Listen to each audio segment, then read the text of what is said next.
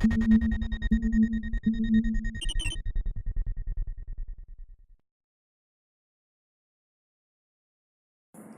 guys, so welcome back to Ekraft Geeks. So today we are going to learn about Thyristor. A thyristor is a solid-state semiconductor device with 4 layers of alternating P and N-type materials. It acts exclusively as bistable switch, conducting when the gate receives a current trigger and continuing to conduct while the voltage across the device is not reversed. That is, the voltage should be forward biased. The 3-lid thyristor is designed to control larger current of its 2-lid by combining that current with the smaller current of its other lid, known as its control lid.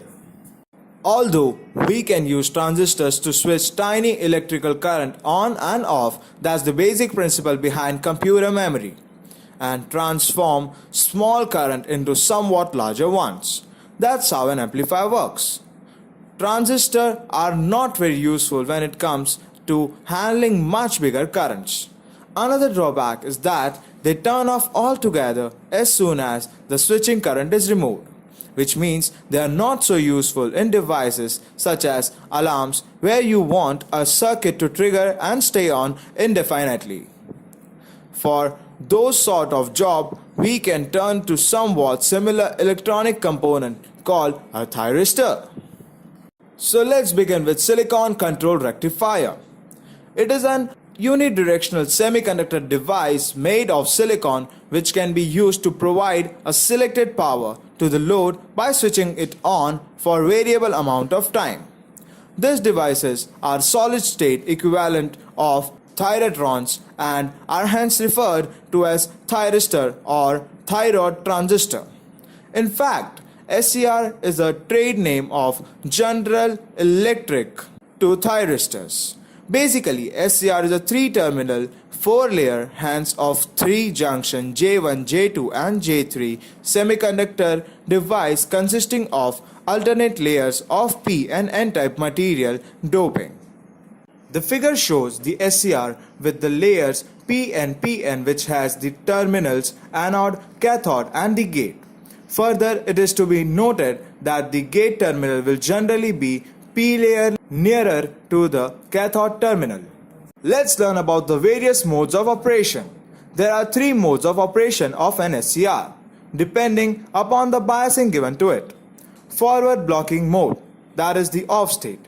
Forward conducting mode, the on state. Reverse blocking mode, that is the off state. Let's begin with the forward blocking mode.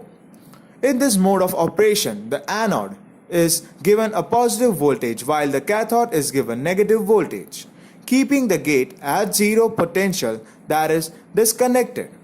In this case, junction J1 and J3 are forward biased while J2 is reverse biased, due to which only a small leakage current exists from the anode to the cathode until the applied voltage reaches its breakover value, at which J2 undergoes avalanche breakdown, and at this breakover voltage it starts conducting.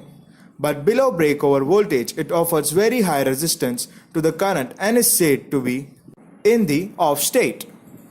Forward conducting mode. ASCR can be brought from blocking mode to conduction mode in 2 ways, either by increasing the voltage across anode to cathode beyond breakover voltage or by applying positive pulse at gate. Once ASCR start conducting, no more gate voltage is required to maintain it in the on state. The more the gate voltage, the faster the ASCR starts conducting. There are 2 ways to turn it off. 1. Reduce the current through it below a minimum value called the holding current, and with the gate turned off, short out the anode and cathode momentarily with a push button switch or transistor across the junction. Reverse blocking mode. ASCRs are available with reverse blocking capability, which adds to the forward voltage drop because of the need to have a long low doped P1 region. If one cannot determine which region is P1, a label diagram of layers and junction can help.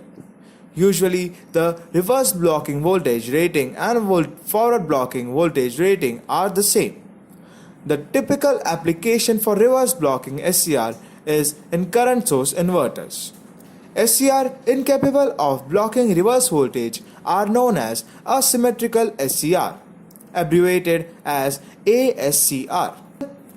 They typically have a reverse breakdown rating in the tens of volts. ASCRs are used where either a reverse conducting diode is applied in parallel, for example in voltage source inverter, or where reverse voltage would never occur, for example in switching power supplies or DC traction choppers. Asymmetrical SCRs can be fabricated with a reverse conducting diode in the same package. These are known as RCTS for reverse conducting thyristors. Working of an SCR. The end P region is the anode and the end N region is the cathode and the inner P region is the gate.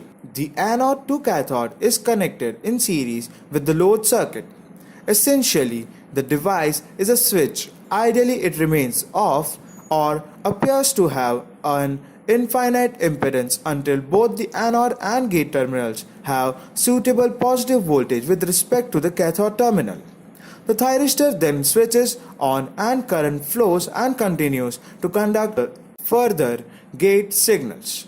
Ideally, thyristor has zero impedance in conduction state. For switching off or reverting to the blocking state, there must be no gate signal and the anode current must be reduced to zero. Current can flow only in one direction. Applications of SCR. Phase control of signals. For switching of electronic devices. Triggering the ICs and different timing circuits. Used as controlled rectifiers.